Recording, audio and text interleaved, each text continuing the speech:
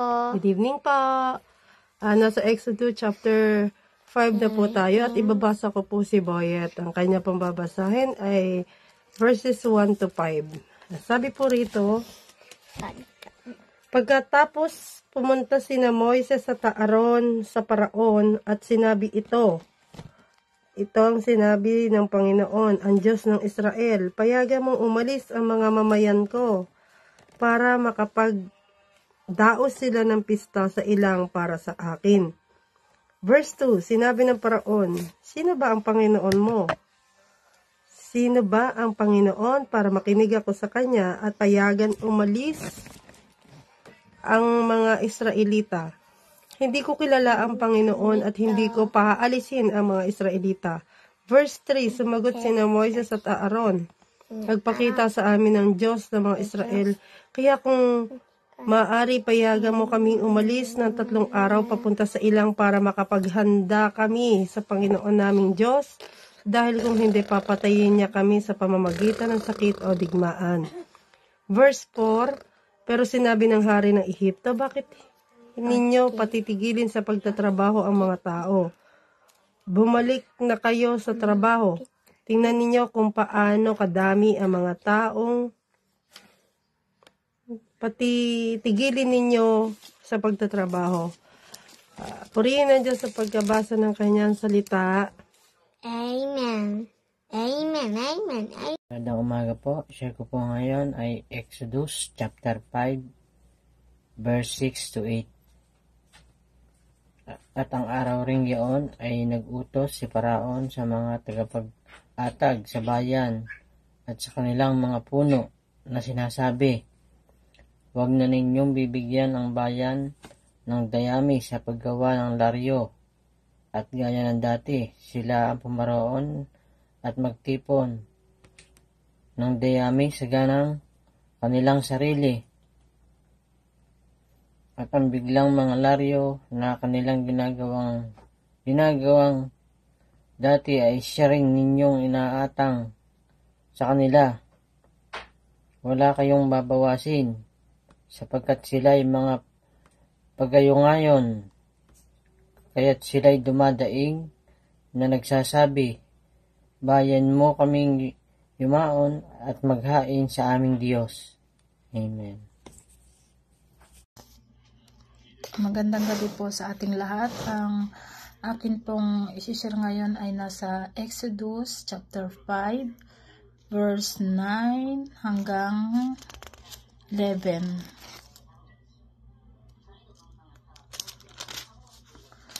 Lalo ninyong damihan ang kanilang gawain at lalo silang higpitan sa pagtatrabaho para hindi sila makakinig ng kung ano-anong kasinungalingan.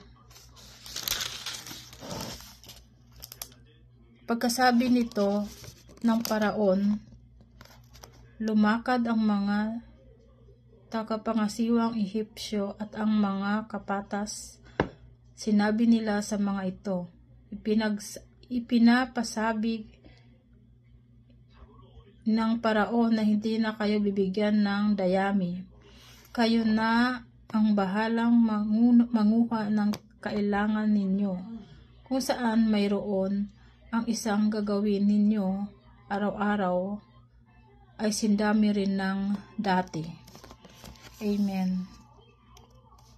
Magandang gabi po muli. Ito po yung aking message sa Exodus 5:12-14. Ginalugad ng mga Israelita ang buong Ehipto sa paghahanap ng dayami. Sila'y inaapura ng mga tagapangasiwa at pilit na pinagagawa ng tisang sindami rin noong sila'y binibigyan pa ng dayami. Kapag kulang ang kanilang nagawa, ang mga kapatas na Israelita ay binubugbog ng mga tagapangasiwa at tinatanong, bakit kakaunti ang nagawa ninyo ngayon? Amen po. Salamat po ulit sa bawat isa. Magandang gabi po sa lahat. Ang babasahin ko po ngayon ay makikita sa Exodus chapter 5 verse 15 to 18. Dahil dito, pumunta sa Faraon ang mga kapatas at nagreklamo, "Bakit po naman ninyo kami ginaganito? Pinagagawa pa po kami ng tisang, ngunit hindi na binibigyan ng dayami. At ngayon po'y binubugbog pa kami. Gayong ang mga tauhan ninyo ang may pagkukulang." Sinabi ng Faraon, "Mga batugan, tinatamad lang kayo kaya ninyo hinihiling sa akin na payagan kayong maghandog kay Yahweh. Sige, magbalik na kayo sa inyong trabaho. Hindi kayo bibigyan ng dayami at ang gagawin ninyong tisa ay sindami pa rin ng dati ninyong ginagawa." Yun lang po. Amen. Magandang pagpapalang muli po sa atin lahat at nasa Exodus chapter 5 na po tayo at ang aking pambabasahin ay sa verses 19 to 23. At sabi po rito, dahil sa ipinilit ng Paraon na gawin nila ang dami ng tisang ipinagagawa sa kanila araw-araw, na pag-isip-isip ng mga kapatas na Israelita na mahihirapan sila. 20. Pagkagaling nila sa Paraon, nakita nila sina Moises at Aaron na naghihintay sa kanila. 21. Sinabi nila kina Moises at Aaron, "Parusahan sa anak kayo ng Panginoon. Dahil sa inyo, nagalit sa amin ng Paraon at ang mga tauhan niya. Magiging dahilan nila ang ginawa ninyo para patayin kami." Number 22. Bumalik si Moises sa Panginoon at nanalangin na, "Panginoon, bakit niyo po pinahirapan ang inyong mga mamayan? Bakit pa ninyo ako isinugo sa kanila? Mula nang sinabi ko sa Paraon ang mensahe ninyo, lalo pa niyang pinagmalupitan ang inyong mga mamayan at hindi niyo man lang sila iniligtas." Purihin ng Diyos sa pagkabasa ng kanyang mga salita. God bless po. Amen. Isang mapagpalang araw po sa ating lahat para po sa ating devotion. Tayo po ay nasa Exodus chapter 5 na po at sa pagkakataong ito gusto ko pong ibahagi sa inyo ang verses 1 to 4. Sabi po rito, "Afterward, Moses and Aaron went and said to Pharaoh, 'Thus says the Lord, the God of Israel, let my people go, that they may hold a feast to me in the wilderness.' But Pharaoh said, 'Who is the Lord that I should obey his voice and let Israel go? I do not know the Lord, and moreover, I will not let Israel go.' Then they said, 'The God of the Hebrews has met with us. Please let us go a 3 days journey into the wilderness, that we may sacrifice to the Lord our God, lest he fall upon us with pestilence or with the sword.' But the king of Egypt said to them, 'Moses and Aaron, why do you take the people away from their work? Get back to your burdens.'"